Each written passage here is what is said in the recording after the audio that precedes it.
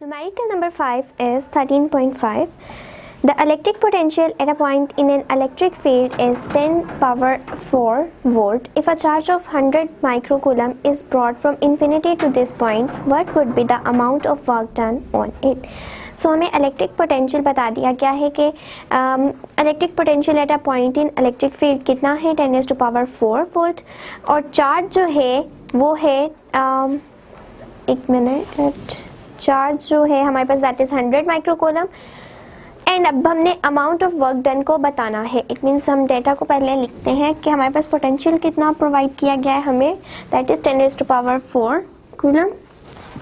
Charge है एक जिसको हम इन्फिनिटी से उस पॉइंट के ऊपर लाए हैं तो वो चार्ज हमारे पास है 100 माइक्रोकूलम. हमने बताना है कि कितना वर्क डन होगा.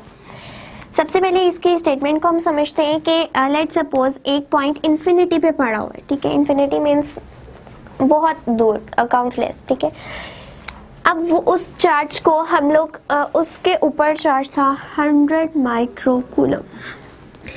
इसको हमने लेट्स सपोज यहाँ ए पॉइंट पे लाना है.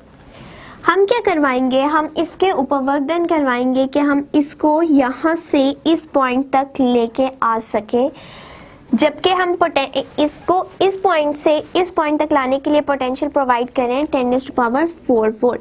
ठीक, अब इतना पोटेंशियल प्रोवाइड कर दिया उस पॉइंट उस चार्ज उसका चार्ज कितना था उस पार्टिकल का 100 माइक्रोकूलम था. अब इस पॉइंट से इस पॉइंट पे लाने में जितना वर्क डन हुआ है हमें उसकी वैल्यू फाइंड आउट करनी है. सो बेसिकली ये हमारा है न्यूमेरिकल जिसको हमने सॉल्व करना है. सो सबसे पहले तो हम क्या करते हैं, क्यू की वैल्यू को चेंज कर लेते हैं बेस यूनिट्स में 10⁻⁻⁶ कूलम.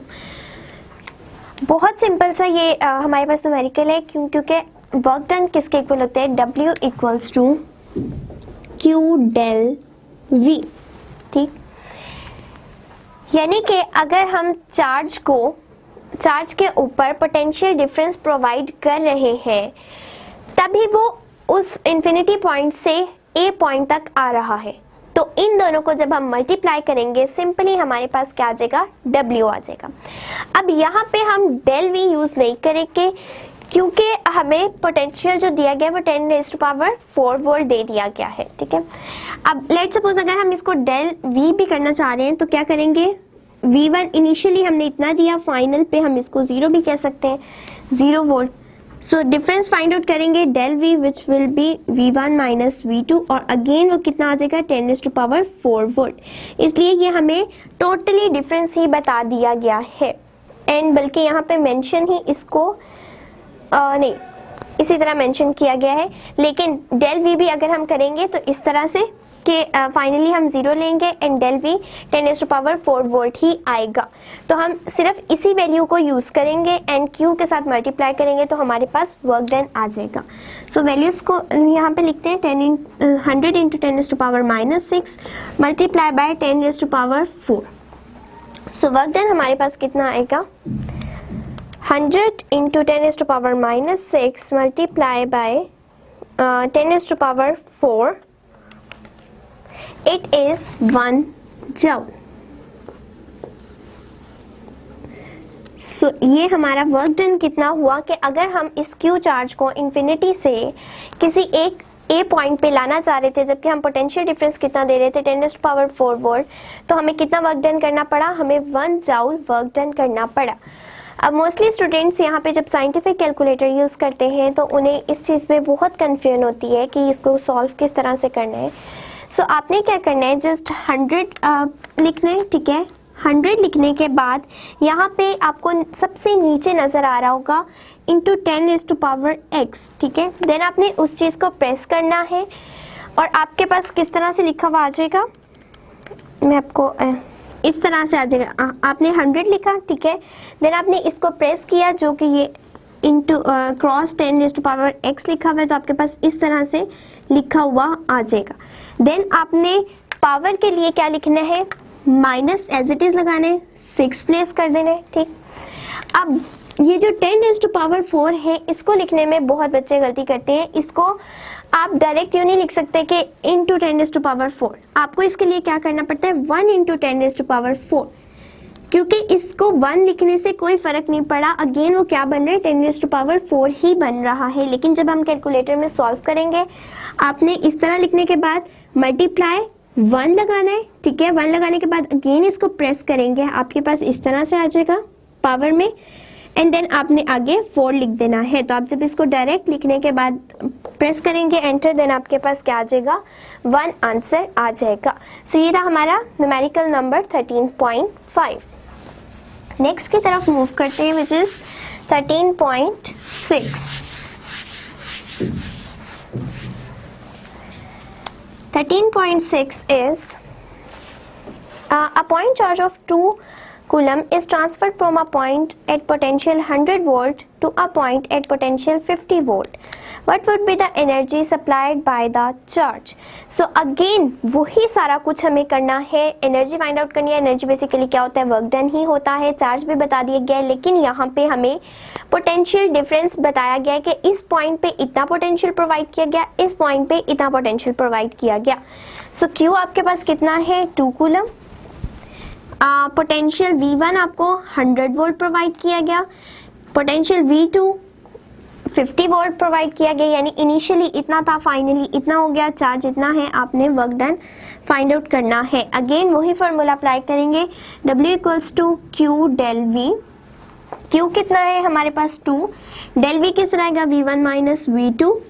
सो क्या वैल्यू बनेगी 100 minus 50 which is 50, and W हमारे पास आ जाएगा 100 जूल। सो क्या किया हमने, Q हमारे पास चार्ज इतना था, पोटेंशियल डिफरेंस इतना बन रहा था, हमने अगेन एनर्जी फाइंड आउट करनी थी, यानी वर्क डन फाइंड आउट करना था। सिंपली फॉर्मूला पुट करके एंड आंसर हमारे पास क्या आएगा 100 जूल। नेक्स्ट की तरफ मूव करते हैं which is 13.7। 13.7 is a capacitor holds 0.06 coulomb of a charge when fully charged by a 9 volt battery. Calculate capacitance of the capacitor. So एक capacitor है जिसने चार्ज कितना स्टोर किया हुआ है 0.06 कूलम, और कितने पोटेंशियल पे किया है, जब हमने उसको 9 वोल्ट प्रोवाइड किए बैटरी से। सो कितनी कैपेसिटेंस होगी उस कैपेसिटर की, चार्ज स्टोर कितना हो चुके हैं 0.06 कूलम, 0.06 कूलम, यस। वोल्टेज हमने कितने प्रोवाइड किए 9 वोल्ट। हमने कैपेसिटेंस फाइंड आउट करनी है कैपेसिटर की, कि कैपेसिटर कितना और चार्ज स्टोर कर सकता है, जबकि पहले हम कितना करवा चुके हैं 0.06 एट 9 वोल्ट। सो क्या करेंगे, हम यहाँ पे फॉर्मूला लिखते हैं, Q किसके इक्वल होता है, सॉरी यहाँ पे जो है हम इस Q की बात नहीं करेंगे, capital Q equals to CV, ठीक है। Q भी हमें गिवन है, V भी गिवन है, हमें C फाइंड आउट करना है। तो वो किस तरह से आएगा, हम इसको सेपरेट कर लेते हैं, Q over V equals to C। Q की वैल्यू भी गिवन है दैट इज 0.06, V की वैल्यू भी गिवन है दैट इज 9। सो हम C फाइंड आउट कर सकते हैं इजीली, एंड ये हमारे पास क्या बन जाएगा, sorry 0.06 divided by 9, it gives 6.667 into 10 raised to power minus 3 farad. Yes. So हमने क्या किया, सिंपली हमें Q भी गिवन था कि इतना चार्ज स्टोर हो चुका है, जब हमने कितना पोटेंशियल प्रोवाइड किया 9 volt from the battery provide किया, तो हमने capacitance of capacitor find out करनी थी। सिंपली फॉर्मूला पुट किया, C हमें चाहिए था, उसको सेपरेट किया, एंड वैल्यूज पुट करने के बाद हमारे पास जो कैपेसिटेंस की वैल्यू आई that is 6.667 into 10 raised to power minus 3 farad. So हम इतना चार्ज स्टोर करवा सकते हैं, यानी कैपेसिटर की इतनी कैपेसिटी है कि वो इतना चार्ज स्टोर कर सकता है। सो ये था हमारा न्यूमेरिकल नंबर 7।